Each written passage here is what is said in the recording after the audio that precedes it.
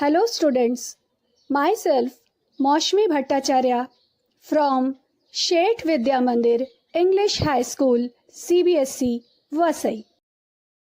आज मैं आपको कक्षा 7 वसंत का पाठ 11 रहीम के दोहे समझाने जा रही हूँ। प्रस्तुत है पाठ का द्वितीय खंड। प्रथम खंड में हमने कवि परिचय एवं दो दोहों को समझा। द्वितीय खंड में हम आगे के दोहों को समझेंगे। प्रस्तुत है तीसरा दोहा। तरुवर फल नहीं खात है, सरवर पियत न पान, कही रहीम पर काज हित, संपत्ति संचही सुजान। इस दोहे में रहीम दास जी कहते हैं कि वृक्ष कभी भी अपना फल नहीं खाता है, नदी कभी भी अपना पानी नहीं पीती है, बल्कि वे दोनों अपना फल और पानी दूसरे के लिए संचित करके रखते हैं। अर्थात पेड़ अपना फल किसी भूखे के लिए और नदी अपना पानी किसी प्यासे के लिए बचाकर रखती है। इसी प्रकार जो सज्जन व्यक्ति होते हैं, दूसरों का भला चाहते हैं, वह भी अपने पैसे खुद पर पूरे खर्च न कर दूसरों की भलाई के लिए कुछ बचाकर रखते हैं। दूसरों की भलाई के लिए जो व्यक्ति पैसे बचाकर रखता है, दूसरों की मदद करता है, वह ही सही मायने में इंसान है, उसे ही सज्जन कहा जाता है। हमें भी अपने जीवन में इसी प्रकार का व्यक्ति बनना चाहिए। चौथा दोहा है, थोथे बादर क्वार के, ज्यों रहीम घहरात, धनी पुरुष निर्धन भये, करे पाछिली बात।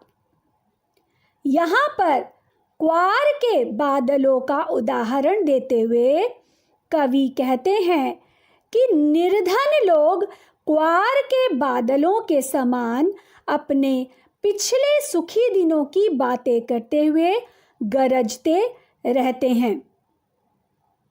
वह सामने की परिस्थिति को समझकर फिर से मेहनत कर धनी बनने की चेष्टा नहीं करते हैं। जिस प्रकार क्वार के बादल सिर्फ गरजते हैं, लेकिन वह पानी बरसाने में असमर्थ रहते हैं, उसी प्रकार निर्धन पुरुष जो कभी धनी हुआ करते थे, अपनी पिछली बातें कहकर, अपने संपन्न समय की बातें कहकर दूसरों को प्रभावित करने की कोशिश करते हैं। हमें अपने जीवन में इस प्रकार के व्यक्ति नहीं बनना चाहिए।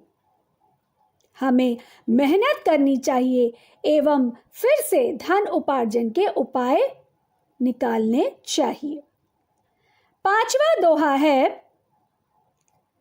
धरती की सी रीत है, शीत घाम औ मेह, जैसे परे सो सही रहे, त्यों रहीम यह देह।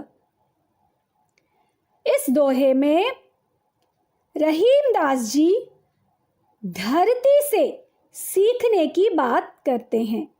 वह कहते हैं कि हमारी धरती माता जिस प्रकार शीत ऋतु, ग्रीष्म ऋतु यानी गर्मी का मौसम और वर्षा ऋतु यानी बारिश का मौसम एक समान रूप से सहती है, वह कभी भी किसी से शिकायत नहीं करती है, उसी प्रकार मनुष्य को भी अपने जीवन में आए हुए सुख और दुख को समान रूप से सहना चाहिए।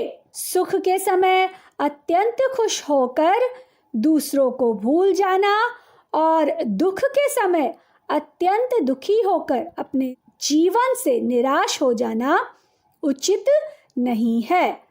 अर्थात सुख और दुख जीवन के दो पहलू हैं।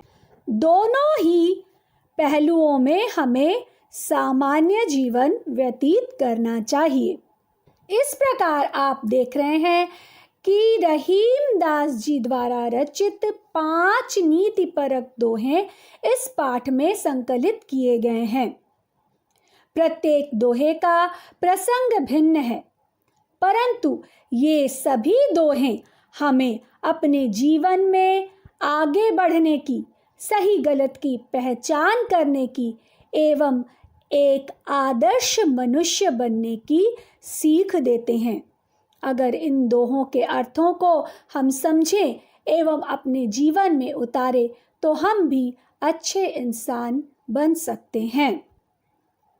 पाठ में आए हुए सभी दोहों को पढ़ें एवं उन्हें कंठस्थ करें और उनका अर्थ समझकर उन्हें अपने जीवन में उतारने की कोशिश करें। हमारे पाठ का द्वितीय एवं अंतिम खंड यहीं पर समाप्त होता है। धन्यवाद।